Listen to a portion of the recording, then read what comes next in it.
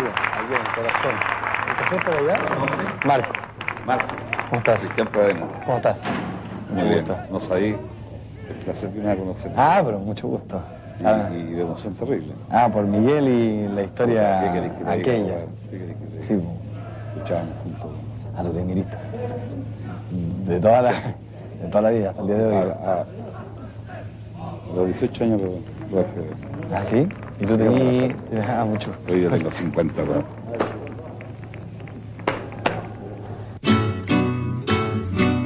Miguel Niño, Miguel Sierra, Miguel Grito, Miguel Guerra, Miguel eres poesía de la guitarra y el canto. Miguel vives en tu tierra y en los que estamos luchando. Miguel Niño, Miguel Sierra, Miguel Grito, Miguel Guerra, Miguel eres poesía de la guitarra y el canto. Miguel vives en tu tierra y en los que estamos luchando.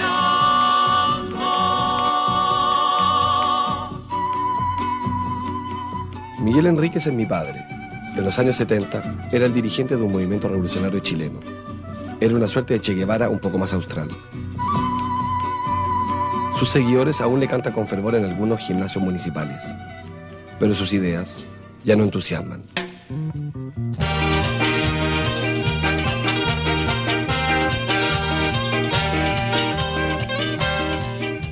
Desde su muerte hace 30 años hasta ahora, Chile ha cambiado. Pasó de la pobreza al crecimiento. Nunca antes en Chile los ricos han sido más ricos que ahora.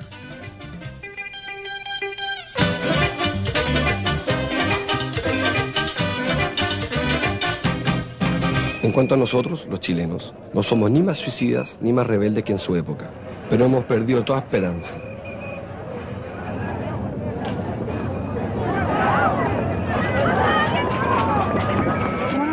Con el tiempo aprendimos que para hacerse escuchar por el poder, no contamos más que con nosotros mismos.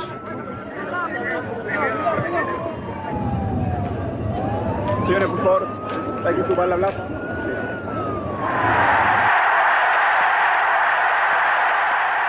Lejos quedó el tiempo en que el pueblo invadía las calles para reafirmar su hambre de cambio político.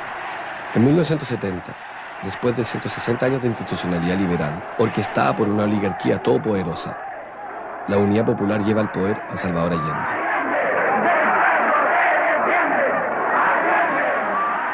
Un presidente socialista que por primera vez en la historia de Chile propone transformar la sociedad en profundidad con el fin de reducir las desigualdades. A pesar de la hostilidad del gobierno americano y de los círculos industriales y financieros del país, Allende despliega un coraje a toda prueba para implementar su programa de gobierno. Su gobierno pone bajo el control del Estado a la compañía de teléfonos, las minas de cobre, la industria azucarera y todas las empresas estratégicas.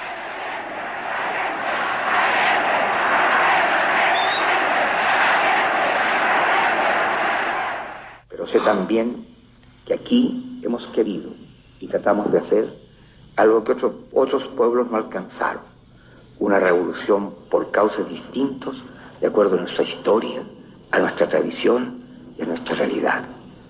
Espero que todos seamos capaces de escribir una página más para señalar que Chile tiene su propia voluntad creadora y su noble decisión de hacer cada vez más grande la patria.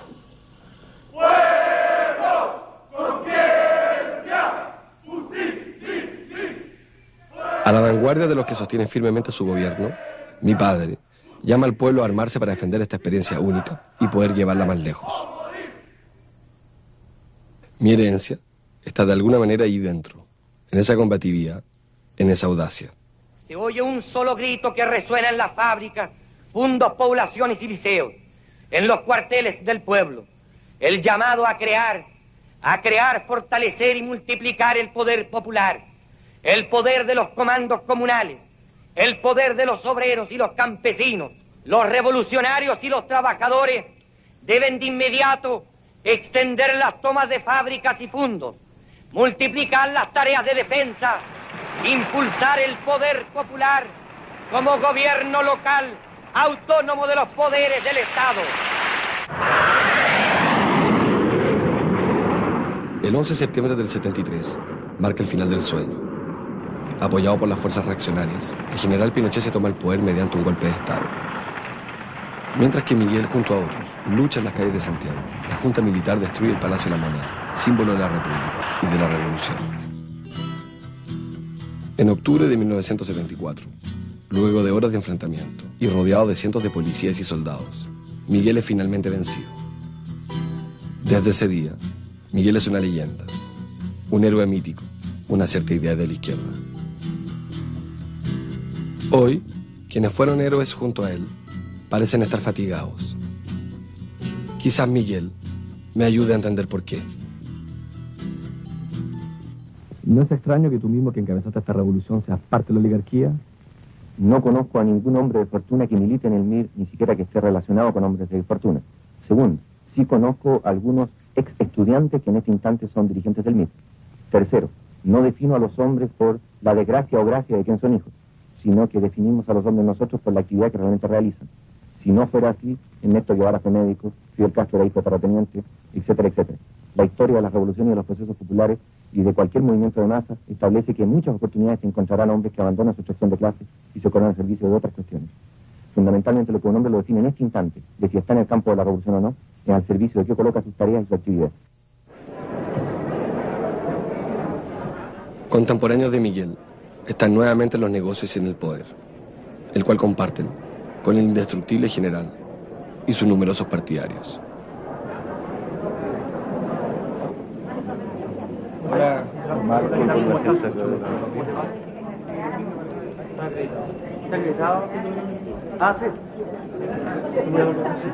Durante mucho tiempo creí que no había combate inútil, pero aquellos hombres a los que la historia les dio una nueva oportunidad me hacen dudar. ¿Vamos? El 9 de julio del 2002, Pinochet anuncia mediante mensaje leído en el Congreso su renuncia al cargo de senador vitalicio, a cambio de la impunidad para los crímenes cometidos durante la dictadura. Esta última provocación se desarrolló bajo la total indiferencia de la población. Solo manifestaron su entusiasmo los acérrimos seguidores del viejo dictador y su desaprobación los hijos de las víctimas.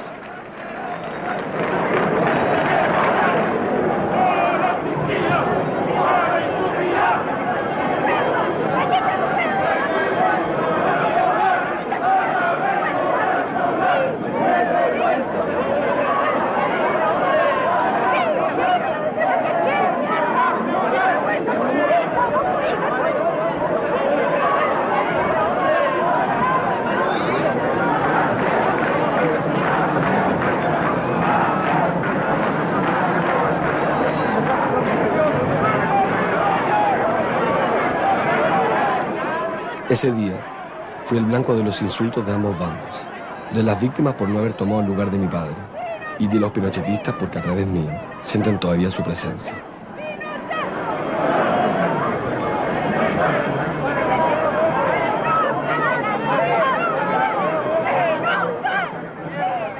El hijo de una leyenda está siempre condenado a ser un personaje público. Y eso no siempre es un favor.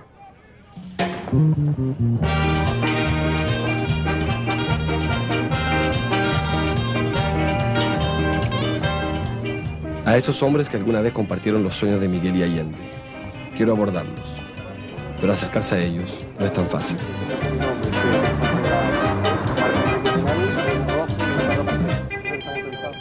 Solicité una audiencia con Ricardo Lagos, nuestro actual presidente, un socialista. Me responden que no puede acceder a mi solicitud, pero que tomará una decisión lo antes posible.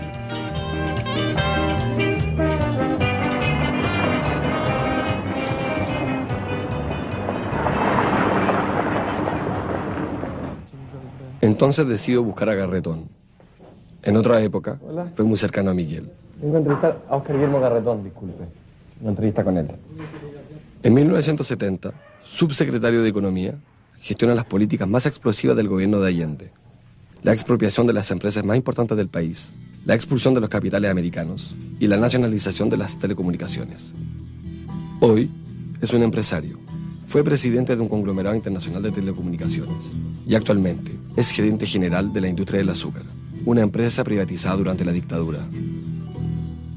Mi pregunta es la de Miguel, yo tengo mi juicio, pero la tuya. ¿Sirvió la muerte de Miguel en algo, a alguien? A ver, voy a distinguir dos cosas, digamos. ¿Ya?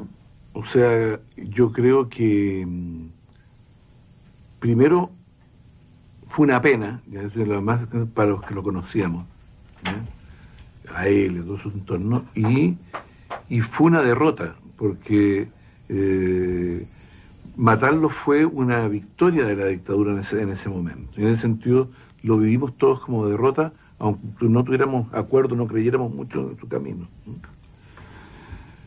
Mirado desde más lejos, ¿ya? Yo tengo ahí un problema más profundo que una discusión que no era del tiempo de Miguel, una discusión mía posterior, ¿no? Y es que yo creo que las formas de lucha hacen también al fondo.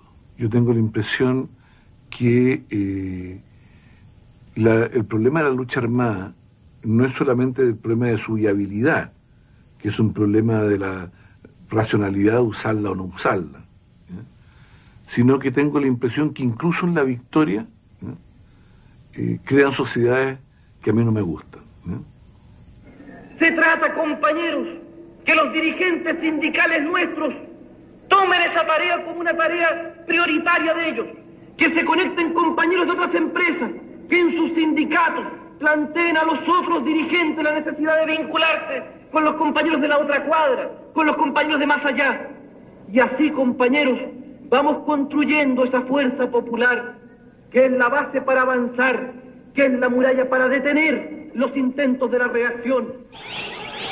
Garretón olvida que la resistencia armada que mi padre pregonaba en esa época era una respuesta a la barbarie del régimen, que hiciera que tanto Miguel como él fueran los opositores más buscados del país. Garretón, él, se salvó. De regreso de su exilio, después de 14 años de ausencia, lo toman preso por sus declaraciones de juventud. Desde entonces, se retractó públicamente pidiendo perdón por sus confusiones revolucionarias. Su dogmatismo de antaño lo destila hoy de otra manera. El pueblo hoy día no es el proletario de la fábrica haciendo un movimiento brusco, es un gallo que su aspiración de vida a lo mejor es ser un pequeño artesano, un microempresario, y que tiene un auto, ¿no? Y televisión con cable, ¿no? Y que le gusta el Quique Morandé, aunque no le gusta a los socialistas. Los pueblos son así, con buenos y malos, con hediondos, chicos, guatones, grandes, ¿ya? Inteligentes, tontos, ¿ya? Esa es la realidad del pueblo.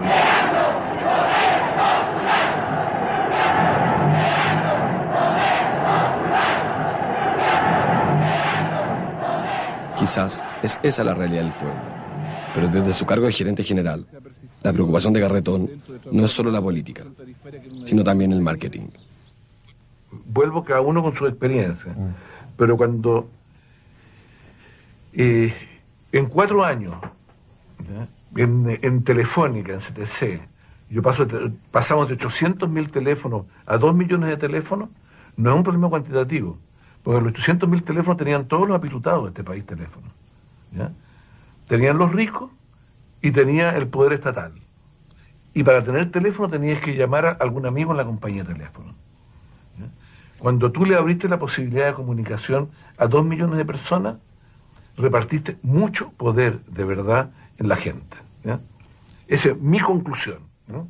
Dicha con mucho orgullo además, ¿ya? Y yo lo he visto, ¿ya? En ese pueblito chico que te decía que tengo al lado ahí de mi mini paraíso, no había teléfono. Y yo cuando tenía que entrar, no me pedían teléfono, yo jodía, decía que no, cuando pase la fibra óptica, toda la cuestión, al final, ya pongamos los 40 teléfonos, estaba seguro que íbamos a perder plata más para que no iban a pagar las 40. Hoy día 300, acá no sé qué sociedad habría construido Miguel si estuviera vivo, pero no creo que ampliar la red de clientes de Telefónica lo dejara contento.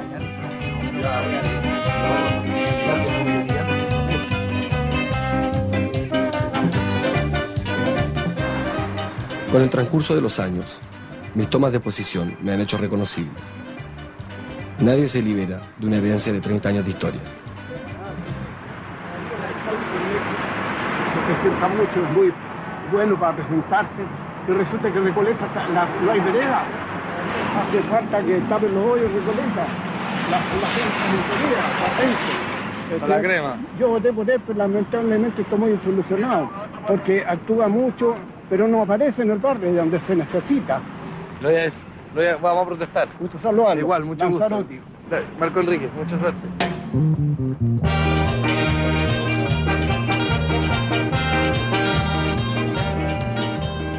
Como el presidente intercaló en su agenda una entrevista a propósito del amor que tiene por su perro, opino que es justo que yo obtenga los mismos derechos que el perro labrador. Así que insisto en la entrevista. Me responden nuevamente que hay que esperar, que el presidente no ha tomado aún una determinación, por falta de tiempo.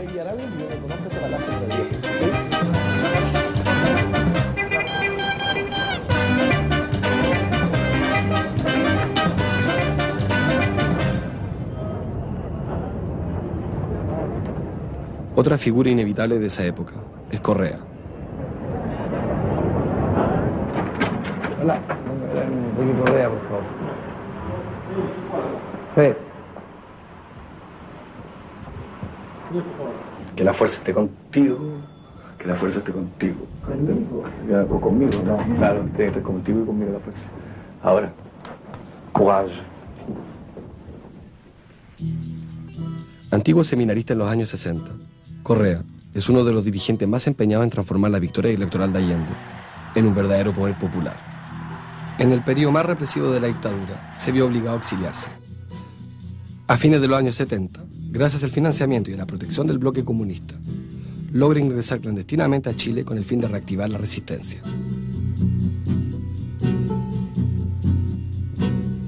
Todavía es un hombre de poder, pero al servicio de los grandes conglomerados industriales del país. La mayoría en manos de los seguidores de Pinochet. ¿Tú estás dispuesto a morir? ¿Tú estás dispuesto a morir el año 70? Sí, claro, naturalmente. Naturalmente. Por mis ideas revolucionarias. Te subrayo, por mis ideas revolucionarias. ¿Sí? Creo que los 60 estábamos dispuestos a morir por ideas. Creo que en los 80 estuvimos dispuestos a morir por un valor supremo que es la libertad. Y por eso asumimos todos los riesgos luchando contra la dictadura. Contra la dictadura. Pero estamos en una vida normal, no. La política no es algo por lo que se pueda morir en la vida normal. Sería anormal.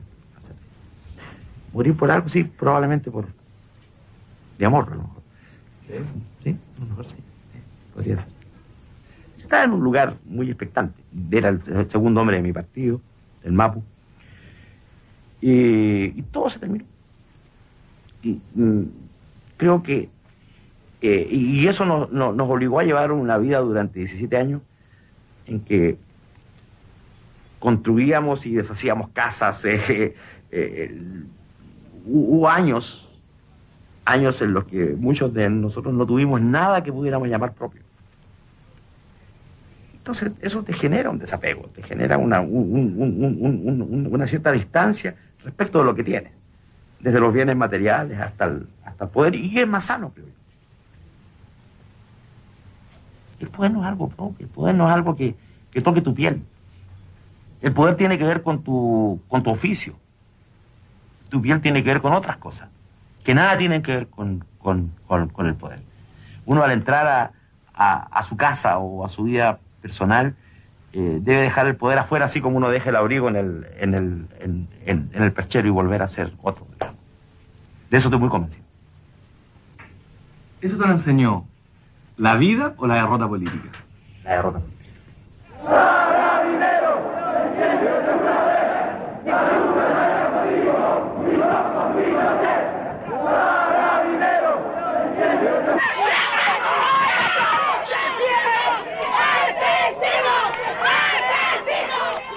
Desde el año 1983, el pueblo sale a la calle para acelerar la caída del régimen militar. Miles de chilenos se exponen y se arriesgan. Hasta que en 1988, a causa de la presión popular, Pinochet llama a un plebiscito. Vamos a entrar a una nueva etapa del gobierno. Vamos a entrar a una etapa de plena democracia. Eso no significa, como creen algunos, ni insultos, ni embustes, ni falacias o mentiras, nada de eso. Significa seguir trabajando en libertad como lo hemos hecho hasta el día de hoy. Lo único que aparece ahora es el Congreso y todos los demás poderes se mantienen, porque el Ejecutivo se mantiene el Judicial, que no ha sido tocado jamás, porque un país sin justicia es un país que no tiene destino. A pesar de su discurso renovado, Pinochet es desaprobado por un 55% de los electores. Pero la Constitución que él dictara le permite mantenerse como presidente de la República durante 18 meses más. Salir de la dictadura es la urgencia del país. Y es principalmente Correa quien, en nombre de una oposición triunfante, implementa la transición política necesaria para el restablecimiento de la democracia. A cambio de las garantías que permiten la elección del presidente Elwin en 1989, Correa, entre otros, negocia la mantención de la mayoría de los artículos constitucionales a favor de Pinochet y sus colaboradores, entre los cuales la impunidad judicial. Yo estoy convencido que la política es parte del reino de la razón y no de la pasión. La razón es la que domina en la política, la pasión y los sentimientos son los que dominan la vida íntima. Y por tanto, si bien cada uno de nosotros es una persona integrada, sin embargo, el esfuerzo racional es el que permite la política. Si la política estuviera interferida, me refiero a los líderes políticos, estuviera interferida por las pasiones, por los dolores, por los recuerdos, por los traumas, por los desequilibrios de cada cual, el mundo sería ingobernable. Entonces pienso que hay que aplicar la pasión y toda la pasión en la vida íntima, personal, y la razón y toda la razón en la vida política.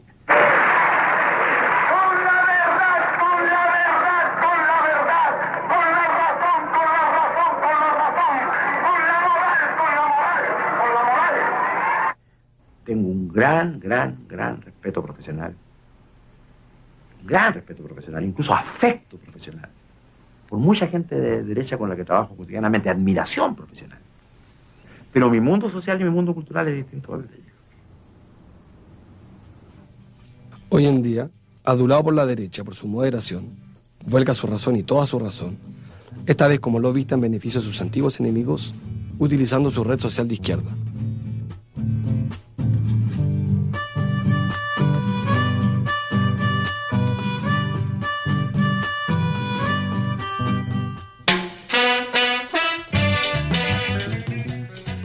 Eugenio Tironi es otro joven que ingresó a la política conmovido por la pobreza al alero de los curas del Colegio San George. Vivió la Unidad Popular como estudiante de la Universidad Católica y su militancia revolucionaria la ejercía en el apostolado poblacional.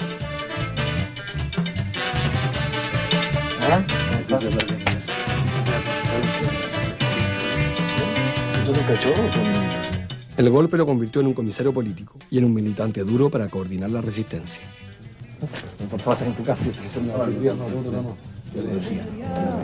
Voy a decir que no, porque nace el arco iris después de la tempestad. En 1988 fue uno de los creativos de la campaña del no que derrotó al gobierno de Pinochet. La dictadura, la alegría va a llegar, porque pienso en el futuro. Voy a decir que no. El gobierno dicen que Chile se ha convertido en un país moderno. Eso a lo mejor es cierto para ellos, que viven en una burbuja que está más en contacto con los mercados internacionales que con el país real. Porque lo que es para la mayoría de los chilenos, esa modernización no es más que una propaganda de la televisión. Porque no es moderno que se aísle a los pobres en las afueras de las ciudades, en comunas especiales, sin inversión y sin infraestructura adecuada. Como están informados, hoy día a las 9... En el gobierno de Elwin fue el encargado de las comunicaciones y de negociar con la derecha toda clase de garantías. Los ejercicios de enlace, que tenían más de opereta que de sublevación militar, justificaban a los ojos de Tironi que los intentos de justicia del primer gobierno de la Concertación se transformaran en gallitos de fuerza con los militares. Pero lo que es verdad es que el mandato electoral de 1989 era para justiciar y no renunciar a la justicia. Claro, visto ex post y visto un poco desde fuera, pucha que teníamos poder, como si el poder se entregase únicamente por las elecciones, pero la verdad es que esa concertación tenía cero poder. Pero de todas maneras, ¿por qué no comunicar eso? ¿Por qué se jugó el inverso? No, ¿por qué no fuimos más transparentes frente al pueblo? Digamos? Claro. Lo que pasa es que al pueblo le gusta, digamos, porque el confesar no tener poder es una manera de perder poder. Hay gente que en ese mismo momento dijo que esto era equivocado, que esto de los consensos era una equivocación. No, y se enfrentaban dos estrategias, una estrategia maximalista, como tú la describías, una estrategia más minimalista. Y yo estoy muy conforme y adoptado por la minimalista. Una estrategia reformista, una estrategia... ¿Por qué? Porque esto es un enfermo muy herido. La sociedad chilena está en una situación de extrema vulnerabilidad. La gente tiene que decir, pucha, este pequeño paciente, chiquitito.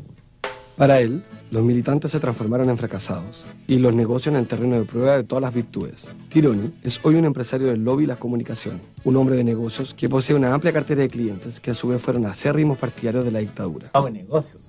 Yo hago negocios con ellos, yo hago negocios. Y cuando no hago negocios, yo estoy en una dimensión de la vida. La dimensión se llama hacer negocios. Y cuando hago negocios con gente que tiene distintas historias. No me interesa de quién son las historias. Algunos de ellos no son ni chilenos, no sé de dónde vienen. Yo no soy militante leninista de ningún partido. Y no quiero empatizar con nadie, con toda mi zona, y vamos a calzar perfecto. Entonces, y por lo tanto no acepto a nadie que diga, este es el arcoíris que es válido para ser de izquierda. Y que tenga, y que sea el aduanero de qué es ser y qué es lo que no es ser de izquierda. Entonces, cuando alguien agarra y me dice, tú dejaste de ser de izquierda, yo que digo, ¿y tú quién te dio la autoridad para decirlo? No, de hecho, se te pregunta. No. Sí, pero te lo he leído eso, sí. Entonces, en ese sentido me indigna que la gente lo diga. Mira, nosotros queremos plantear un problema que tenemos en la parte laboral. Estamos trabajando hace 3 meses y no lo han cancelado los sueldos. Tenemos la obra tomada en Renca. Mi padre no me dejó ninguna fortuna, solo un apellido. Y llevarlo significa estar a la cabeza de una oficina de reclamos. En un país donde el derecho a huelga no existe, puede ser incómodo. ¿Qué necesitan? ¿Qué están cesantes? No, cesantes, estamos con contrato. ¿Cachai? No, por la tele les tiren mierda, que les duela a los... Y él les tire mierda a los empresarios. Por el nombre de la empresa se llama García Bopelaire. ¿Cómo se llama ya? García Bopelaire. ¿Cómo se llama? García Bopelaire. Anótalo.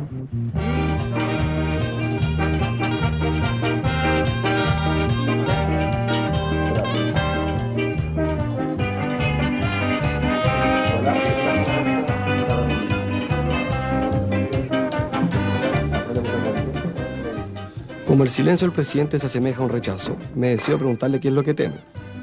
¿Cuál es esa pregunta tan peligrosa que a sus ojos justifique el no recibirme? Por supuesto, esta vez tampoco hay respuesta.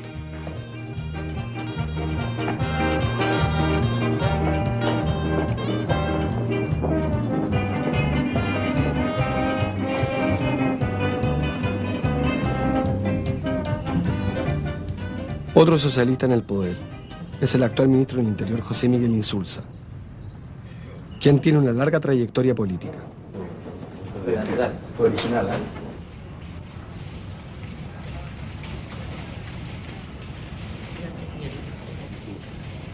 ¿Cómo está? ¿Bien? Muy bien. ¿Bien?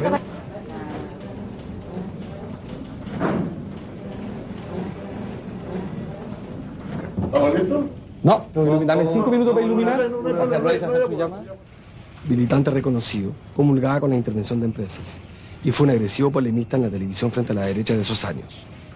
Yo estaba en televisión, eso, desgraciadamente esos archivos que hacen existen, pero un tipo tremendamente agresivo, muy agresivo, y realmente me encantaba en el fondo sacar de la cresta, o sea, llegar a la casa con la sensación de que barría el suelo con este gallo. Mi hermano era un tipo completamente político, pero que me miraba con gran atención y siempre me decía lo mismo, bueno, le ganaste otra discusión y ¿qué? ¿De qué te sirvió ganar otra discusión, viejo, si la cosa no va por la vida de las discusiones racionales? Esto se va poniendo cada vez más mal y va a terminar muy mal. No se me olvida eso. No se me olvida eso. O sea, uno tiene que... O sea, yo creo que la gente en general disfruta con una buena pelea, pero al valora más los acuerdos y las buenas relaciones que las buenas peleas. Señor presidente de la Cámara de Diputados. Insulza fue también ministro en el gobierno de Frey. Los nuevos tiempos prometían el fin de la transición y se creyó que con la salida de Pinochet de la comandancia en jefe del ejército, esto se realizaba.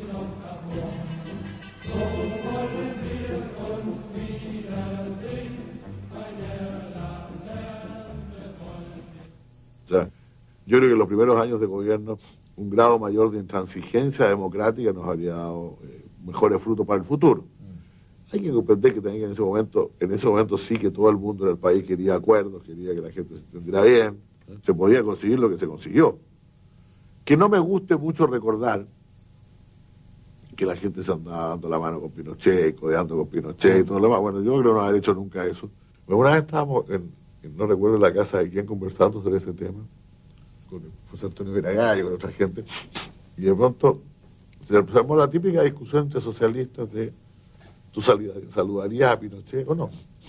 Yo pensaba que no tendría ninguna oportunidad de hacerlo. Me bandericé con aquellos que decían que, bueno, si aparecía en alguna ceremonia oficial o algo por el estilo, no podía decir que no tenía que saludar.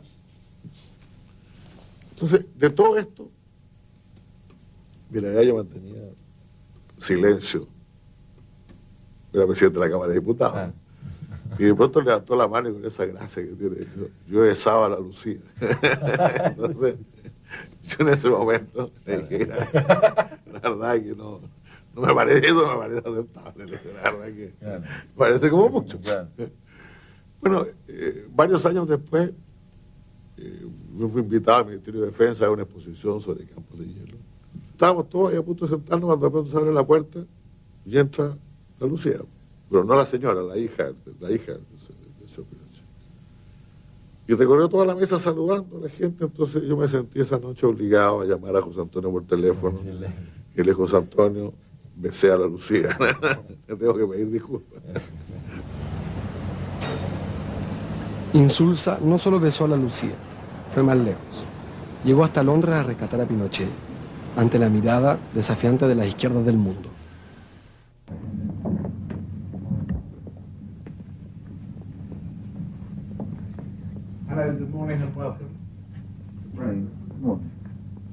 But of course you can never say, and I assure you he's going to jail, because that you cannot say in Spain or in Britain either. It's something sure. But the only real chance to have some kind of justice and some kind of truth is in Chile, where the events happened. Los nuevos tiempos de Insulza habían fracasado en su intento de terminar la transición.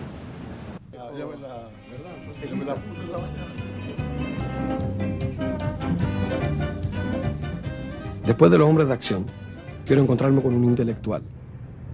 Un poco de teoría a veces tranquiliza. Va a ser interesante. ¿Tú viste, mi mamá me dijo, ¿tuviste que hacer en el oeste que no la vi esa película? ¿Cuál? ¿Era hacer una del oeste? Él es Brunner. En los años 70, luchó fervientemente por una universidad del pueblo gratuita y abierta a todos. 30 años después, recuerda cuando Miguel lo impresionó con su admiración por Lawrence de Arabia y su visión de la política como arte de la guerra. Esto es con el lago, el lago. En los años 90, Brunner es ministro y secretario general de gobierno del presidente Frey, el sucesor de Elwin. En 1998, Brunner apoyará nuevamente a ese gobierno cuando salva a Pinochet del proceso entablado por 5 países europeos por crímenes contra la humanidad. Pinochet se queda 2 años en Inglaterra con un arresto domiciliario, pero con el pretexto de preservar el consenso político del país y sobre todo mantener el poder frente al viejo dictador. La izquierda logra evitar la cárcel para él, aludiendo su grave estado de salud.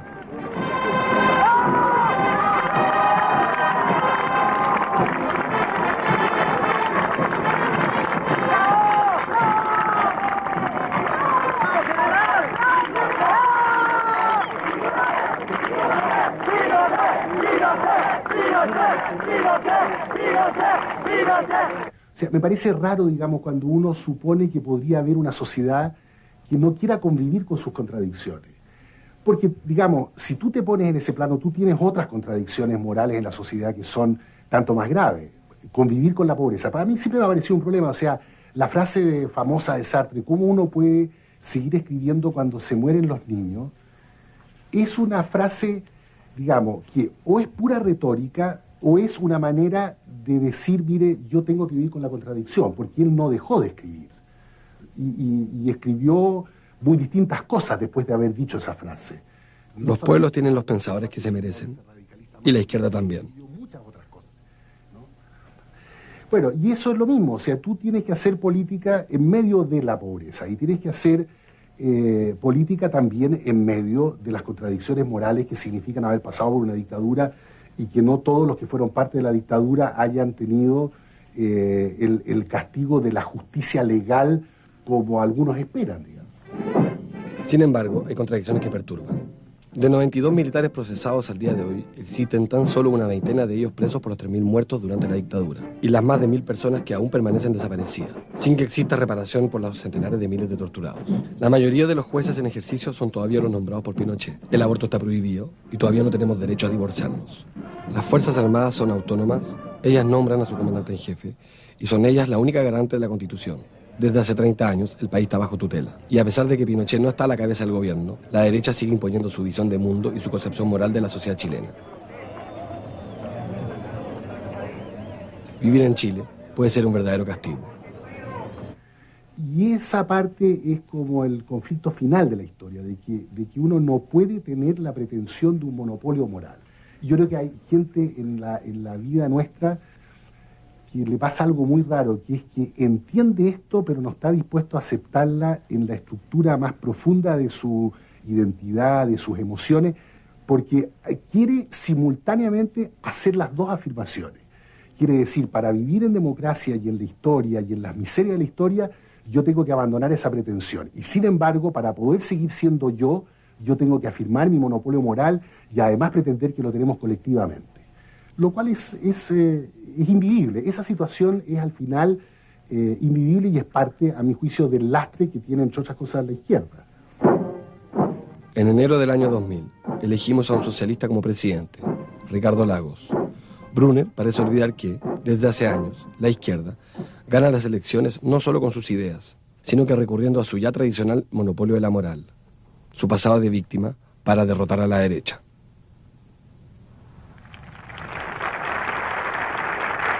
Yo me siento parte de una tradición, de un pensamiento, de una historia de las izquierdas.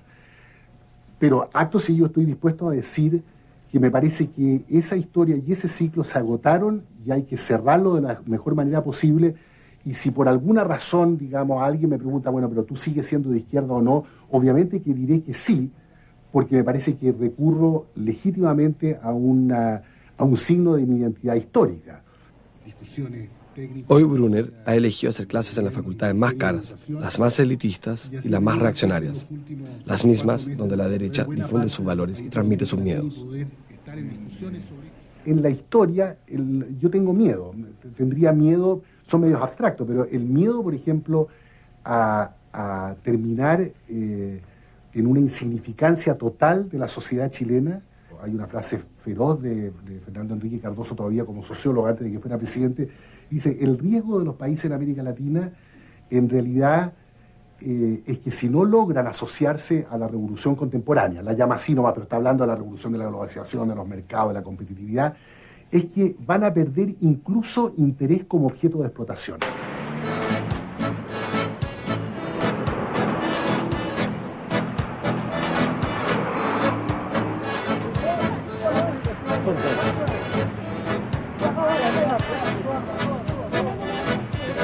¿Caemos tres, sí? Vamos a caer al agua. ¿Cómo está? Brunner anuncia un futuro catastrófico, pero Brunner no tiene nada que temer, aunque la más ínfima lluvia ofrece ya curiosas oportunidades de explotación.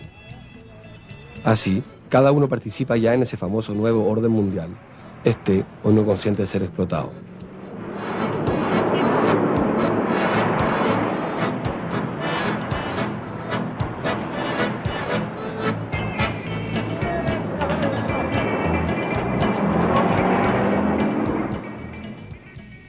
Del lado del Palacio de la Moneda todavía ninguna señal.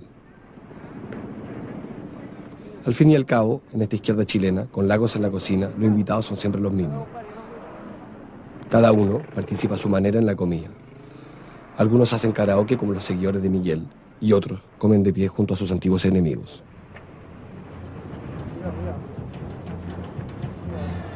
Los que pagan la cuenta a veces me toman fotografías. Aún no sé mucho por qué.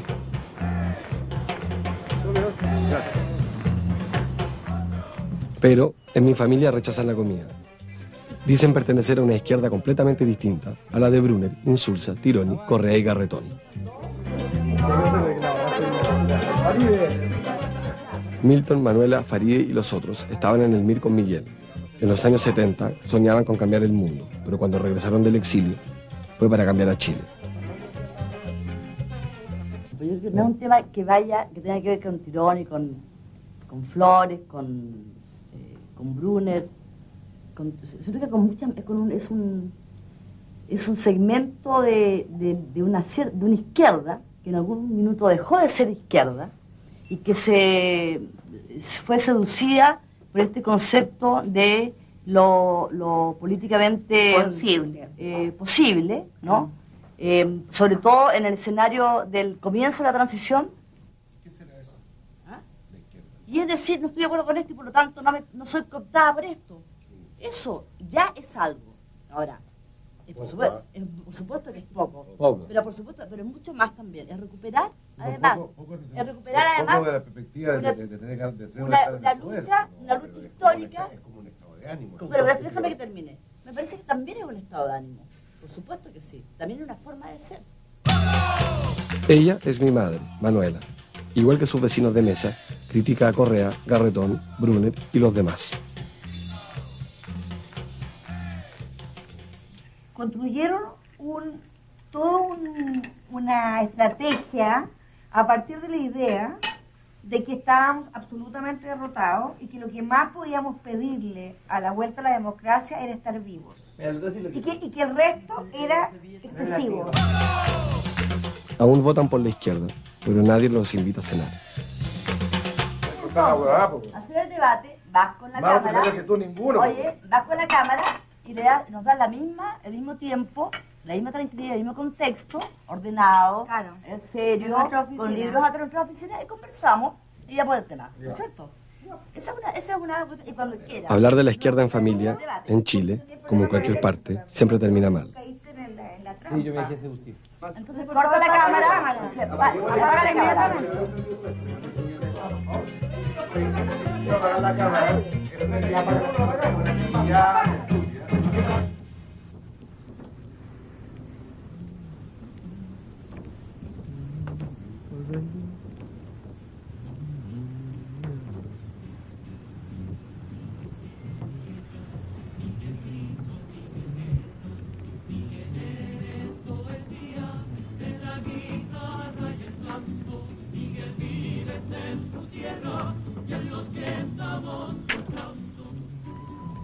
No soy yo el que cae en la trampa, como dice mi madre.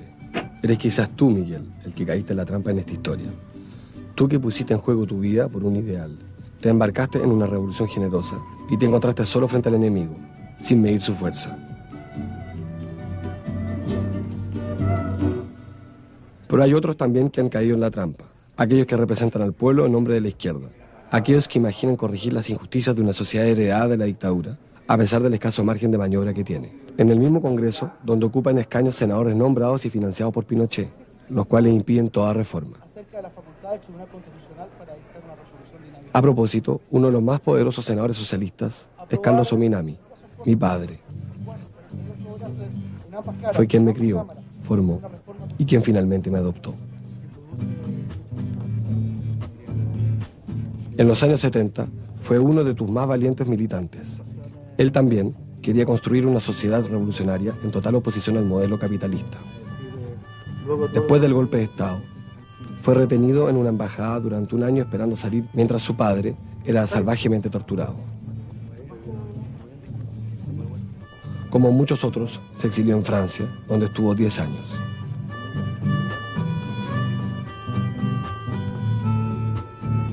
Como tú, Carlos sigue en la acción y sin miedo a los riesgos. Continúa al servicio de la construcción de una izquierda coherente y política. En eso hay una parte, no sé si la palabra es la mejor, pero venganza. ¿Qué hace uno con sea, cuando uno está en el poder hoy en día. Yo creo que esto ha sido un proceso donde uno va pasando por distintas etapas. Yo efectivamente tuve mucho miedo. Tuve mucho miedo, como creo que la mayoría de las personas. Tengo los recuerdos de los días en Chile posteriores al golpe, de dormir con mucha angustia, de sentir ruido y tener la sensación de que le toca a uno. Y esto de dormir con calcetines de lana puestos, para la eventualidad de que a uno lo llevaran a un mundo en donde no se sabía mucho lo que iba a pasar, pero sí que uno iba a pasar mucho frío. En 1990, Carlos es nombrado ministro de Economía en el primer gobierno democrático. No acepta que se le asocie con los que creyeron necesario hacer un pacto con la dictadura, con los que garantizaron la impunidad económica a los partidarios del régimen para construir grandes fortunas, que les aseguran hasta el día de hoy el control del país. Lo llaman el samurái de la izquierda porque es de origen japonés. Actualmente es miembro de la Comisión de Hacienda del Congreso. Yo creo que ya, claro, cuando el sistema está muy corrido cuando el conjunto del sistema está muy corrido hacia la derecha, es muy difícil aparecer muy de izquierda dentro del sistema. Las nuevas condiciones del mundo son la democracia y la economía de mercado. Esos son los dos datos. Y el tema es cómo tú eres radical en ese espacio. Desde hace 12 años, cada semana, los personeros políticos de izquierda confrontan sus proyectos ante el empresariado. Carlos también negocia con los exfuncionarios de Pinochet las enmiendas al presupuesto para una nación más solidaria y justa. En tiempos de la revolución, la izquierda defendía la soberanía del pueblo. En nuestros días, esta se ve obligada a esa gimnasia. Bueno, buenos días. Hoy día nos hemos reunido con el presidente de la Comisión de Hacienda del Senado, el senador Carlos Minami, con el objeto de hacer un diagnóstico, un análisis de la coyuntura, de cuáles son las soluciones o los incentivos que podemos buscar para poder lograr un mayor crecimiento del país, que creemos que es la base para generar empleo. Donde hay una relación más fluida entre el mundo público y el mundo privado, una relación también más fluida entre trabajadores y empresarios. Y me parece a mí que una de las cosas que nosotros tenemos que restablecer en Chile es justamente ese, a mi juicio, uno de los aspectos fundamentales sobre los cuales tenemos que trabajar. Esa es la razón por la cual la izquierda entra al poder y con mucha facilidad son desalojadas de él, porque no logran traducir en la práctica el sentimiento de cambio, las convicciones transformadoras que las instaló en el poder. Y esto es una contradicción que estamos viviendo permanentemente, y se vive en América Latina y se vive con mucha fuerza también en Europa. A la luz de todo esto, ¿tú estarías dispuesto a afirmar que la izquierda y el poder son cosas imposibles? ¿La izquierda puede estar en el poder?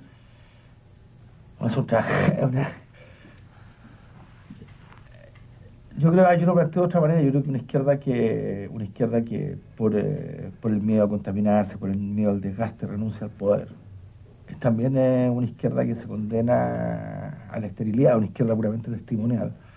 Juega un cierto papel, pero su influencia va a ser siempre muy limitada, porque finalmente, si tú no eres capaz de hacerte cargo en la realidad de las cosas, de tus convicciones, siempre va a haber sospecha respecto de la solidez de tus convicciones. Entonces, yo no creo que puedan existir izquierdas fuertes, poderosas, que renuncien de antemano a la opción de gobernar. De ti, Miguel, aprendí la rebeldía. De Carlos, la tenacidad. La fuerza esté conmigo. La moneda, buenos días. Hola, buenos días. ¿Oficina Ricardo Lago?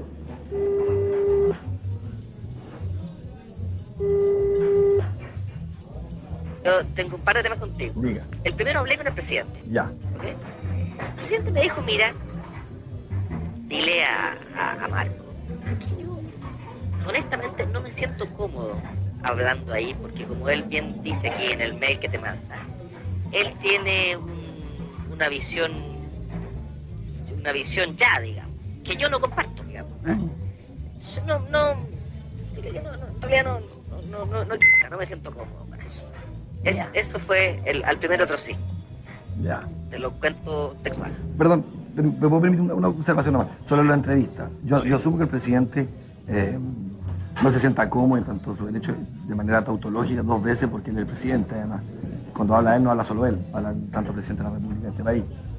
Mi punto, que lo quiero compartir contigo, nomás que lo encuentro complicado también que un presidente tenga la sensación de que solo yo tengo una priori. Lo entiendo. Exacto, lo entiendo, pero yo tiendo a leer otra cosa, que el presidente no tiene ningún interés en enfrentarse a un juicio más crítico. Y que el único punto de vista crítico que él puede tolerar, a mi juicio, es el de la derecha y no el desde la izquierda. No entiendo que la moneda simplemente para uno está como cerrada, en alguna parte. En los años 70, Ricardo Lagos es un activo militante de izquierda. El 88 se transforma en el líder de la oposición y el enemigo número 1 de Pinochet, el único que se atreve a desafiar el régimen por televisión. Me parece inadmisible que un chileno tenga tanta ambición de poder de pretender estar 25 años en el poder. Ricardo, lo y que yo el lo país emplazaría a que hiciera... Raquel, usted me va a excusar. No, es que Hablo por 15 años de silencio. Y me parece indispensable que el país sepa que tiene una encrucijada y una posibilidad de salir de esa encrucijada. El país ve entonces en él a un hombre de combate comprometido. Cuando toma posesión del cargo de presidente, el sucesor de Allende declaró que su gran proyecto para Chile era conectar el país a Internet. Hoy en día, ese presidente que se siente incómodo ante la idea de recibirme, acepta, sin embargo, conceder entrevistas a todos los medios pinochetistas que hoy cautelan su política.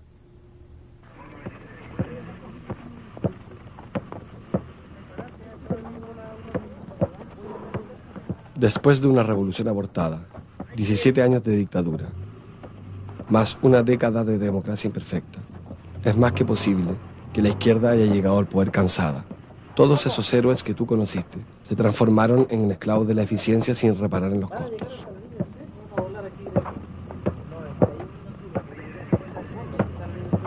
Y no es por azar si uno de los escasos desafíos que nos fascina hoy día en Chile es el de aparecer en el libro de los récords Guinness, logrando que una pelota no toque tierra en 19 kilómetros. Me temo que tu muerte no sirvió de nada.